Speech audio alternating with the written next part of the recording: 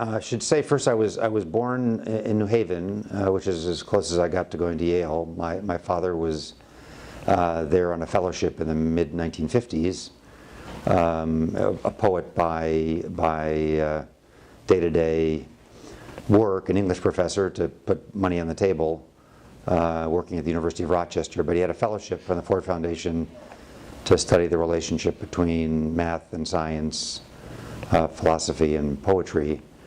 But back to Rochester, I grew up in the home of a poet, although he passed away when I was 7. So I really, I can't minimize the significance of being the child of a poet, even though he died when I was very young, because my mother, who's still alive and is at 98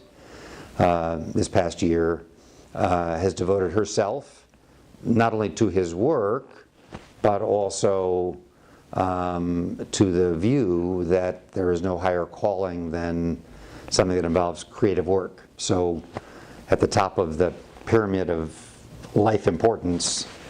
probably resides a poet, but also resides other people in the creative arts. So I've been deeply influenced by the fact that he was a poet, directly and indirectly. And obviously I also, because his work is quite well known,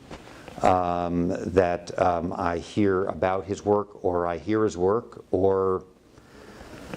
perhaps most significantly, and I sometimes say weirdly, that because he died when I was very young, I really know my father's voice on recordings reading poetry. So that's kind of unusual because, again, when I hear his voice in my head,